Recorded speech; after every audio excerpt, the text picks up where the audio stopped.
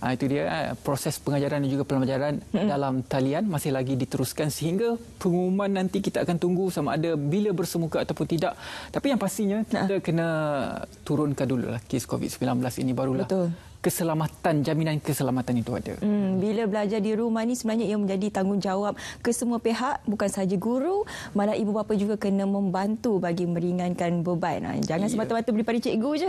Betul. Dan sekarang kita akan memperincikan lagi proses pengajaran dan juga pembelajaran ini menerusi dalam talian. Apakah antara kesannya, apakah antara harapan dan juga realitinya, bersama kami dan sebentar saja lagi bersama dengan Profesor Datuk Nur Aziah Muhammad Awal, Profesor Undang-Undang Universiti Kebangsaan Malaysia dan juga Pesuruhjaya Kanak-kanak Suhakam. Assalamualaikum, Datuk.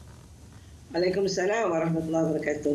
Jadi Datuk, pertamanya tahniah diucapkan di atas pelantikan sebagai wakil tetap ex officio Jabatan Kuasa Pilihan Khas Hal Ehwal Wanita dan Kanak-kanak dan Pembangunan Sosial oleh Pejabat Setiausaha Dewan Rakyat Parlimen Malaysia. Di atas pelantikan itu, tahniah diucapkan daripada kami. Selamat pagi Malaysia. Terima kasih.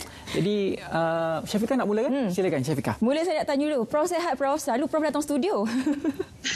Alhamdulillah. Macam mana nak pergi sebab hari ni kita ber-PKP, jadi lebih baik pada rumah lah. Lebih baik daripada rumah ya. Tapi tak apa Prof, aura tu tetap sampai. Alhamdulillah. Alhamdulillah.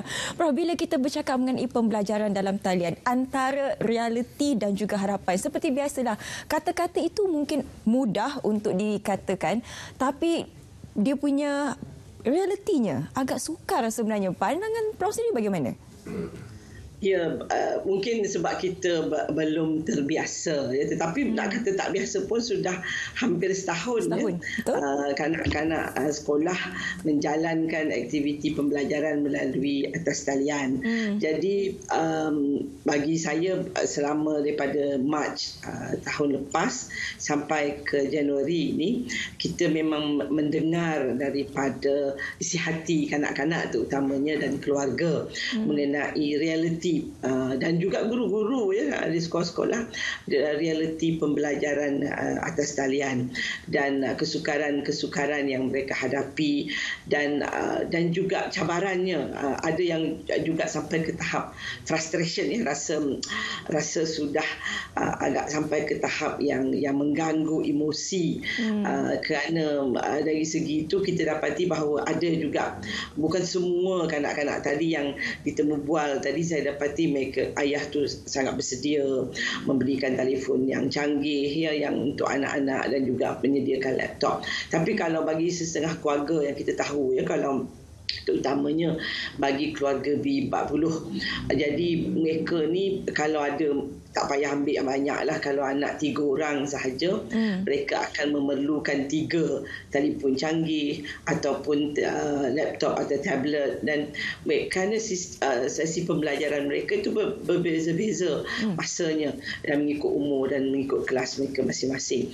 Jadi ini adalah perkara yang sangat mencabar, terutamanya bagi keluarga-keluarga yang tidak berkemampuan lah. Dan bagi saya itu perkara yang perlu kita ambil perhatian lah terhadap isu pembelajaran di atas talian ini. Datuk, jadi apabila hampir setahun kita menjalani proses ini, kita telah terbiasa dengan proses dalam talian ini. Walau bagaimanapun, bagaimana pandangan Datuk terhadap kesan jangka masa panjang? Pertama, dari aspek silibus dan juga sistem kita sendiri, dan yang kedua, dari aspek penerimaan terhadap penerimaan kanak-kanak terhadap penerimaan pelajar terhadap sistem itu, pelajaran, mata pelajaran. Tersasul pula saya. Pagi-pagi. Tapi faham kan soalan tu kan? Saya faham. Ya, okay. Dia biasanya sebab kita ni, guru-guru kita, macam saya jugalah pensyarah, kita dilatih untuk mengajar bersemuka.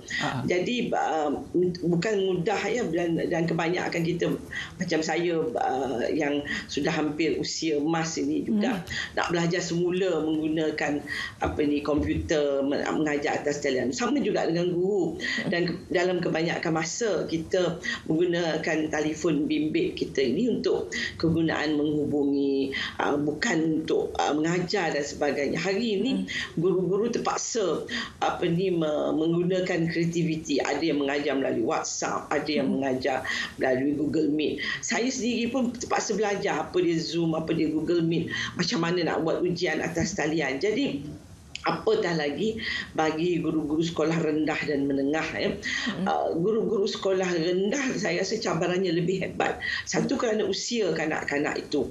Jadi bila usia dan perlunya pemantauan ibu bapa. Ibu bapa pula kerana mereka ni bekerja dari rumah, tak sempatlah nak berebut handphone dengan anak. Betul. Dan kemudiannya kalau mereka tak berkemampuan untuk menyediakan peralatan yang sesuai untuk anak dan tidak memantau, sebab isu belajar di atas jalan ni mesti ada seorang guru pemantau di rumah, dan seperti yang disebut oleh anak tu tadi, kesukarannya bila dia tak faham nak tanya kat siapa, dia kena dial telefon cikgu dia. Dan kalau kita bersemuka ni, kita boleh terus dapat informasi itu pada masa kita ada soalan-soalan dalam kepala kita. Itu satu. Satu lagi ialah bahan-bahan atas talian. Kita merasakan bahawa memanglah kita dalam proses untuk menambah bahan-bahan, dan baru ini diumumkan bahawa kerajaan juga akan mengadakan semua bahan-bahan itu atas talian. Dan bagi saya, kalau di peringkat universiti, kita mencuba berbagai-bagai cara, dan terutamanya bagi pelajar juga yang duduk di kawasan pendalaman yang memang tak balik ke kampus, sama juga dengan sekolah-sekolah ni. Kalau sekolah di kawasan-kawasan pendalaman, kebanyakan kanak-kanak itu datang, saya nak ambil contoh Sabah lah, kanak-kanak itu dibawa ke kawasan bandar, duduk di asrama-asrama, dan kemudian melalui proses pembelajaran itu, pembelajaran bersemuka. Tapi masa PKP, mereka semua balik ke kampung masing-masing, tak ada talian internet, dan tak ada pula, kalau tak ada buku digitalnya, macam mana mereka nak belajar? Mereka bolehlah bawa buku-buku teks yang sedia ada, yang diberi sebagai pinjaman itu. Tetapi bagaimana nak menghubungi guru dan bagaimana kelas itu nak diadakan? Kerana talian internet tak ada, kadang-kadang talian telefon pun tak ada. Jadi itu kesukaran-kesukaran yang saya dapati akan berlaku, dan setelah berlaku, dan akan terus berlaku selagi kerajaan tidak menyediakan prasarana yang lebih sesuai untuk pembelajaran atas talian ini. Baik, Prof. Seperti mana Prof katakan tadi, memerlukan seorang pemerhati di rumah. Jadi pemerhati itu memang berbalik semula kepada ibu dan juga bapa. Nak tak nak memang tak boleh nak lari. Kita kena juga jadi cikgu di rumah. Jadi bila kita kena jadi cikgu ni, teknik yang berkesan untuk mengajar anak. Sebab kita faham kadang-kadang bila kita nak mengajar balik anak tu, anak-anak ni ialah dah belajar dengan mak bapak sendiri ni lain. Dia tak nak ikut, disiplinnya mungkin juga kurang. Bagaimana sebenarnya, Prof? Sebenarnya tak semua ibu bapa boleh mengajar anak-anak di rumah, kan. Pembelajaran terutamanya di sekolah rendah dan menengah itu dia ada metodnya sendiri. Guru-guru kita terlatih, dihantar tak perguruan, kalau pun buat ijazah pendidikan, lepas tu kena buat setahun lagi diploma pendidikan. Ada cara-cara pengajaran yang tertentu, dimasukkan juga psikologi pendidikan dalam tu. Ibu bapa ni kadang-kadang kita tak ada lah psikologi pendidikan, psikologi rotologi pun kadang-kadang ada. Jadi ibu bapa juga kadang-kadang agak kurang sabar kerana kita tak faham cara pengajaran itu. Jadi yang boleh kita buat ialah memantau bahawa anak-anak ini menggunakan gadget dengan betul, maknanya dia betul tengah menghubungi guru atau kawan dia. Misalnya kelas itu diadakan WhatsApp group dan mereka mengadakan panggilan secara WhatsApp untuk mereka belajar. Kalau ibu bapa perlu melihat betul ke anak ni berbual dengan kawan dia ataupun membuat perkara-perkara yang lain. Daripada kajian yang kita dapati dan juga konsultasi pejabat pesuruhjaya kanak-kanak dengan kanak-kanak sendiri, kita dapati kanak-kanak ni pun dia kanak-kanak dan dia sangat kreatif. Dalam masa dia ingat mak dia tengok dia belajar bertekun depan telefon atau laptop, dia juga melayari laman-laman yang dia tidak sepatutnya layari. Dan ini perkara yang kami bimbang. Dan kebimbangan ini bukan saja di dikongsi oleh ibu bapa, oleh guru dan ahli masyarakat, kerana mereka ini kanak-kanak dan perlu pemantauan. Dan apabila ibu bapa bekerja dari rumah, dia juga mencabar ibu bapa itu sendiri. Bapa itu satu, kalau ibu bapa yang boleh tengok anak menulis, nampak di depan matanya, tetapi mereka juga perlukan bilik pembelajaran yang berasingan, sebab kadang-kadang ada adik yang kecil mungkin boleh mengganggu dan sebagainya. Sekarang yang saya faham, tadika pun dah ada online, dia diberi aktiviti tertentu. Betul. Tapi kalau ibu atau bapa itu bekerja, bagi saya ibu dan bapa juga akan jadi menjadi amat emosi dan terganggu, kerana dia juga ada tugasan yang patut diselesaikan. Jadi Datuk, berdasarkan kepada situasi yang berlaku dan jangkaan bahawa wabak COVID-19 ini akan surut pada penghujung tahun 2021, mungkin lama lagi, adakah sistem pendidikan yang kita ada sekarang ini perlu kita selak balik dan juga gubal kembali, terutamanya apabila ia melibatkan prasarana dari segi internet, dari segi gadget dan juga ibu bapa itu sendiri, termasuk guru-guru itu sendiri, kerana ia saling melengkapi apabila dalam sistem pendidikan dalam talian pada zaman sekarang? Ya, sebenarnya itu yang sepatutnya sedang dan saya berharap telah berlaku dan sedang berlakulah. Sebab kalau perkara ini tidak dibuat, kita sebab COVID-19 ni pada tahun lepas kita berharapkan dia akan habis pada bulan Disember. Nampaknya tak habis pun. Tiba-tiba kita terpaksa menghadapi PKP pada Januari 2021. Jadi ramai yang kata sampai 2022 pun kita mungkin akan sepanjang tahun 2021 ni kita masih terpaksa duduk di rumah dan menjaga kesemua keperluannya, kerana COVID itu berada dalam environment kita, dalam kehidupan kita. Jadi isunya ialah saya berharap bahawa Kementerian Pendidikan terutamanya pada masa senggang antara nak buka sekolah ni nanti, nak buat sama ada bersemuka ataupun tidak, guru-guru sepatutnya sudah dilatih. Saya difahamkan mereka membuat latihan cara mingguan, cara atas talian juga.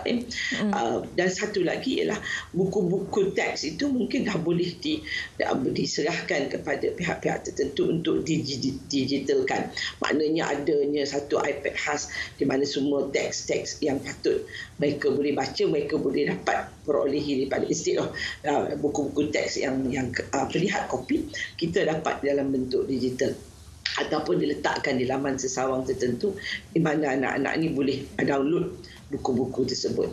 Tetapi itu tidak menjawab atau tidak membantulah yang dari segi pasangan keluarga-keluarga yang ada masalah, yang ada masalah keuangan, masalah internet dan sebagainya. Jadi saya berharap dalam masa yang ada ini, sementara belum ada sekolah bersemuka, maka kementerian patut telah menggerakkan, dan juga dalam bajet memang dah dinyatakan nak pasang internet dan sebagainya. Buat sekarang, kena digerakkan segera kerana masa tak tunggu kita, dan saya rasa sangat masa yang dah terlepas itu akan pergi begitu saja. Dan kita bimbang kerana pada tahun 2020 anak-anak ni tak ada banyak masa bersekolah, dan ini bagi saya adalah masa yang sangat merugikan. Dan yang paling membimbangkan ialah apabila ada anak-anak ni yang dah tak nak dah pergi sekolah. Dia kata tahun 2021 saya tak nak pergi sekolah dah. Ini adalah kajian yang dibuat oleh DH, yang mana 25% kanak-kanak perempuan dan 14% kanak-kanak lelaki di Kuala Lumpur sendiri, dalam keluarga B40, terutamanya yang diketuai oleh ibu tunggal. Mereka menyatakan bahawa mereka tak nak sambung sekolah kalau sekolah berada atas talian pada tahun 2021. Baik Prof, esok kita nak memulakan semula sesi persekolahan terutamanya untuk pelajar SPM. Sedikit nasihat kepada pelajar-pelajar ini dan juga kepada ibu bapa untuk mempersiapkan semula anaknya. Ialah baru nak panas enjin ni Prof. Sedikit nasihat untuk pelajar-pelajar ni. Kepada anak-anak yang nak menduduki peperiksaan, terutamanya yang di tingkatan 5, saya rasa jangan terlalu overstress. Kita faham keadaan yang anak-anak melalui ini sangat luar biasa. Kita juga berharap ibu bapa juga janganlah terlalu menekankan anak-anak ini, kerana sama isu kesihatan mental ini sudah menjadi sesuatu yang sangat banyak sekarang ini terutamanya. Jadi kita berharap bahawa anak-anak ini dapat dapat memberi tumpuan kepada peperiksaan yang akan mereka hadapi, dan kita doakan mereka untuk menghadapi tahun peperiksaan dengan baik. Dan insya-Allah ini akan menjadi satu sejarah bahawa anak-anak yang mengambil SPM pada tahun 2020 yang akan diambil pada 2021 adalah anak-anak yang belajar atas talian, belajar di rumah banyaknya. Baik. InsyaAllah kita doakan yang baik-baik sahaja, terutamanya untuk anak-anak dan juga generasi masa hadapan. Terima kasih banyak-banyak kepada Profesor Datuk Nur Aziah Muhammad Awal, Profesor Undang-Undang Universiti Kebangsaan Malaysia dan juga Pesuruhjaya Kanak-Kanak Suhakam. Kita berbincang mengenai realiti dan juga hakikat tentang pembelajaran dalam talian. Terima kasih Prof. Datuk. Terima kasih.